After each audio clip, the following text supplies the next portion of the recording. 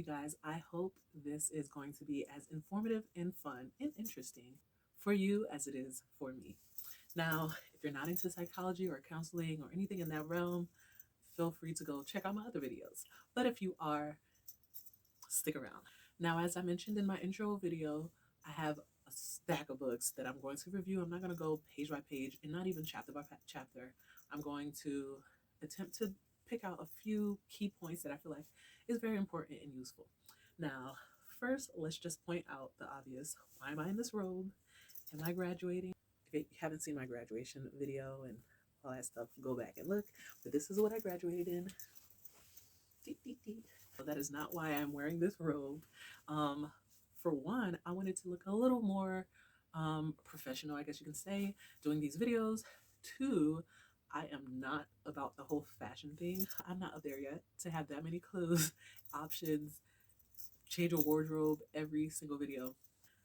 Let's just keep it simple. I wish I had like a tag or something. I'm not an official counselor or a therapist or a shrink.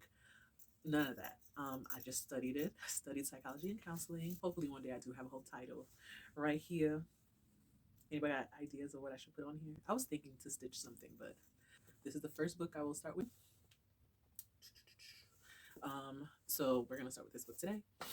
There are points that I wrote down. I took some notes, and so I will read those off. So don't judge me as I read off my notebook.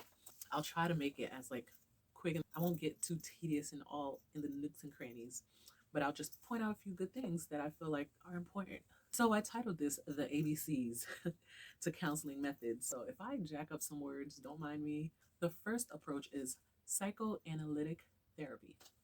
It's a theory and philosophy based on personality development and human nature that focuses on your unconsciousness.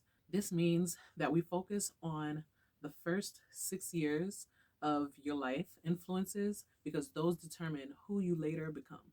So a lot of time when you go to therapy, they'll track back to the first 6 years, and most people don't really remember year 1 through 6, but around that realm, things that took place in life, in the home, are things that kind of stick for some reason into our adulthood. The second approach is the Adlerin Therapy. This pushes the notion that one can assume their responsibilities and build and create their own destiny, finding meaning and goals for yourself to fulfill a purposeful life.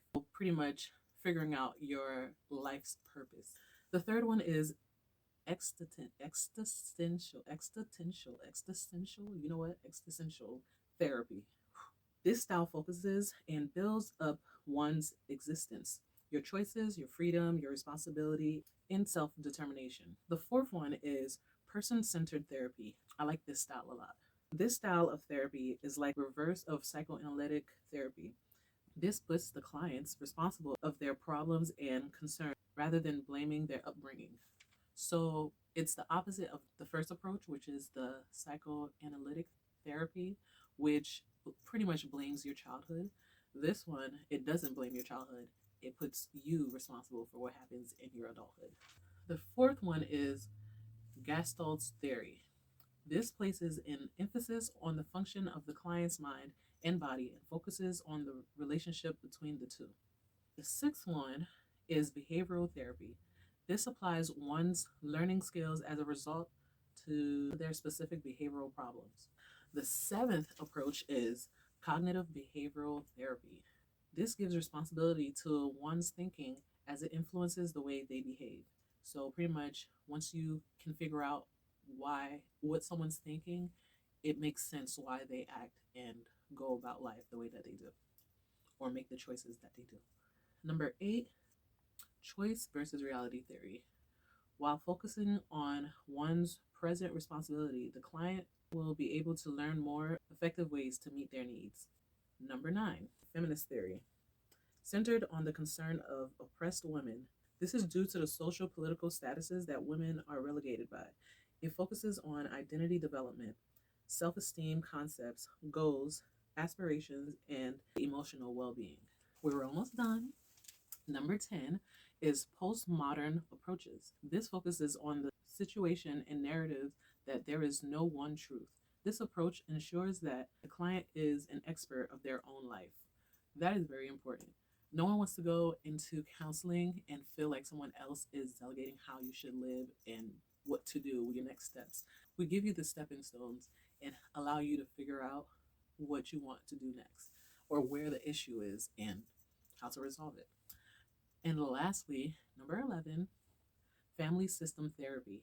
I also love this. I feel like this is one of the biggest components that should always be added into your counseling sessions. The key to understanding the client is to work with their family. I mean, it only makes sense. I hope this first session did a little something. I don't want it to be a super long video. I just want to hit key points that I feel like are very important or things that really grasp my attention. I hope it helps someone because it helps me a lot. And within reading a lot of these books and just reviewing everything, I'm relearning myself as well. So hope you enjoy.